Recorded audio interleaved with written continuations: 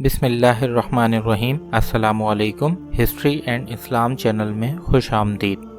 ہمارا آج کا ٹاپک ہے تخلیق آدم و حوا علیہ السلام اور فرشتوں کا سجدہ۔ اللہ تعالیٰ نے سورہ ہجر میں اس واقعے کا ذکر کرا ہے جس میں آدم علیہ السلام اور جنوں کی تخلیق کا تذکرہ فرمایا ہے، نیز ابلیس کے سجدے سے انکار کے بعد اس پر لعنت کی ہے۔ ابلیس نے لعنتی قرار پانے اور راندہ درگاہ ہو جانے پر بنی آدم کی دشمنی کا اعلان کر دیا اور اللہ تعالیٰ سے قیامت تک کے وقت کی مہلت طلب کی۔ اس واقعے کو بیان فرماتے ہوئے اللہ تعالیٰ فرماتے ہیں سورہ ہجر کی آیت نمبر 26 سے لے کر 44 تک، اور ہم نے انسان کو کھنکھناتے سڑے ہوئے گارے سے پیدا کیا اور جنوں کو اس سے پہلے بے دھوئیں کی آگ سے پیدا کیا، اور جب تمہارے پروردگار نے فرشتوں سے فرمایا کہ میں کھنکھناتے سڑے ہوئے گارے سے ایک بشر بنانے والا ہوں، تو جب میں اس کو پوری صورت دے دوں یعنی صورت انسانیت دے دوں اور درست کر لوں اور اس میں اپنی بیش بہا چیز یعنی کہ روح پھونک دوں تو اس کے آگے سجدے میں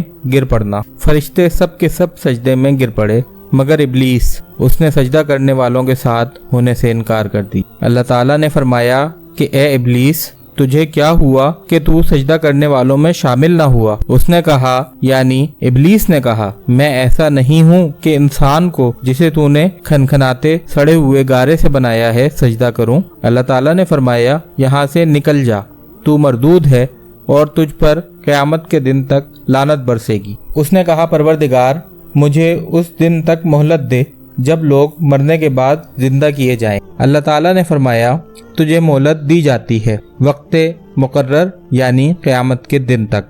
تو ابلیس نے کہا پروردگار، جیسا تو نے مجھے راستے سے الگ کیا، میں بھی زمین میں لوگوں کے لیے گناہوں کو آراستہ کر کے دکھاؤں گا اور سب کو بہکاؤں گا۔ ہاں، ان میں جو تیرے مخلص بندے ہیں ان پر قابو پانا مشکل ہے۔ اللہ تعالیٰ نے فرمایا مجھ تک پہنچنے کا یہی راستہ سیدھا ہے، جو میرے مخلص بندے ہیں ان پر تجھے کچھ قدرت حاصل نہیں ہو کہ ان کو تو گناہ میں ڈال سکے۔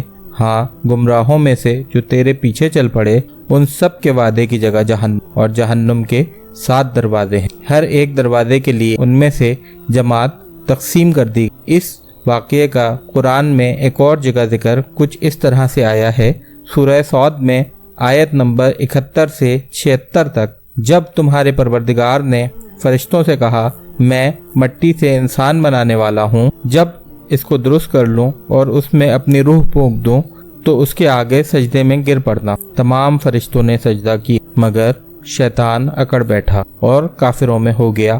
اللہ تعالیٰ نے فرمایا اے ابلیس، جس شخص کو میں نے اپنے ہاتھوں سے بنایا اس کے آگے سجدہ کرنے سے تجھے کس چیز نے منع کیا؟ کیا تو غرور میں آ گیا یا اونچے درجے والوں میں سے تھا؟ ابلیس بولا کہ میں اس سے بہتر ہوں کیونکہ تو نے مجھے آگ سے پیدا کیا اور اسے مٹی سے بنایا۔ اگلی ویڈیو میں انشاءاللہ ہم تخلیق آدم پر احادیث مبارکہ کی روشنی میں بات کریں گے۔ جزاک